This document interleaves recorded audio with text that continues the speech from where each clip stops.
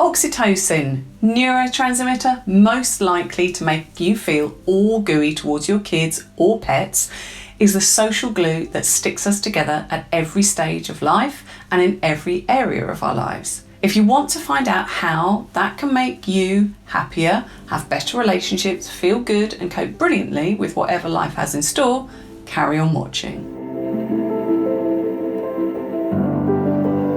Oxytocin is a hormone that acts as a neurotransmitter in the brain.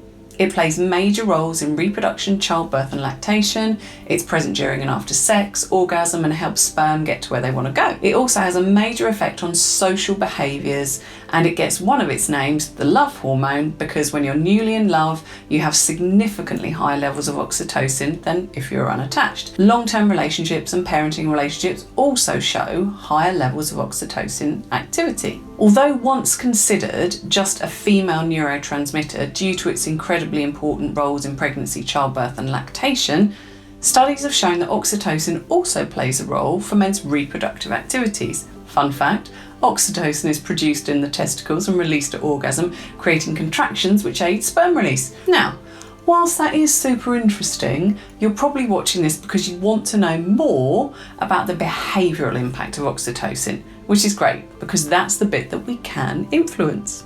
We are a social species, safer as a tribe than individuals, but we all know that humans, even ones we really like or love, can be super annoying. So nature came up with this brilliant way of smoothing out the edges and keeping us together, hence why I refer to it as the social glue. It all started with a look. In new love, levels of oxytocin soar, even higher than in new parents. Scientists think this is to promote bonding and trust, but it also actually increases anxiety, which most people experience as excitement because they're so closely physiologically linked.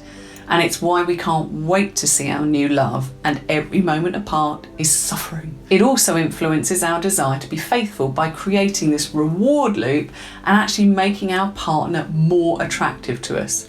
So sneaky, right? Many of these feelings and sensations are present in the parent-child bond and follow similar pathways in the brain and body, which might go some way to explaining why we sometimes talk about falling in love with our little ones.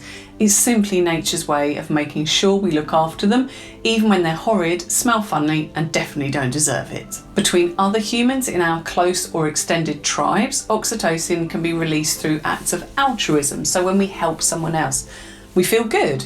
That's oxytocin, which is why volunteering, helping your neighbour, or doing things for charity makes us feel so good.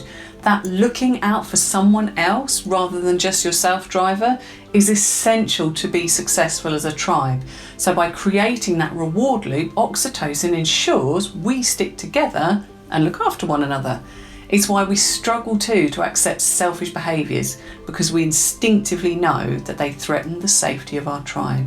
Oxytocin positively affects emotions too, promoting feelings of relaxation, mental stability and trust.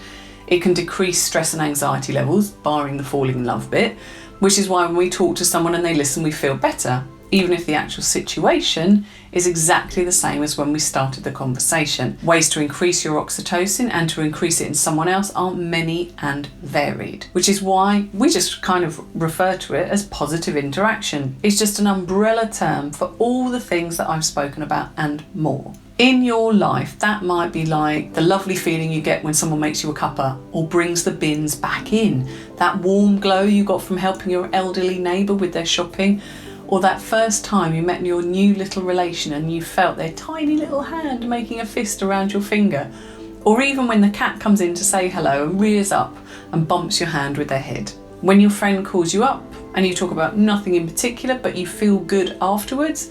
And yes, when you look at your lover with a smile in your eyes, not even lust, just a look that says, you are my favourite human. When someone is struggling and you hold their hand, or even just a hand on the shoulder, or when you can get that big old bear hug, you'll be releasing oxytocin. So you might be thinking, well, that's great for my personal life, but I can't go around the office like a lovesick teenager. And you are right there. That would result in a solemn conversation with HR. But you can increase oxytocin levels, which make for a better work environment and better work from you and your colleagues. because you'll be lowering stress and anxiety levels, which means we operate from our intellectual brain, the part that can seek out and spot opportunities, can problem solve like a melon farmer, and find the best possible outcomes regardless of the situation. At work, it's that cup of tea, the thank you at team meetings, asking for help from a colleague rather than being a martyr and doing it all yourself, staying late but as a team to get the work finished. It's taking the time to listen and learn about the people you work with so you have more of a connection rather than just a company name on the paycheck. And it's that chit chat, the little helpful things, the we're all in this together moment that initiate oxytocin release and create the closer ties of trust and connection. You'll be creating those reward pathways in the brain that encourage this mentally healthy behaviour and get the best out of you and everyone you work with. Because evolution really does still have us in tribes. It's just our tribes look a little bit different. But when you know how to leverage the power of your neurotransmitters, you have immense power to improve the life of you and all your tribe members. So for more information, get in touch, and to see more videos like this and get my latest guided relaxations, visualizations and hypnosis meditations, hit subscribe and get reminders. Thanks for watching. Remember, keep looking out for those good things, and I'll see you soon.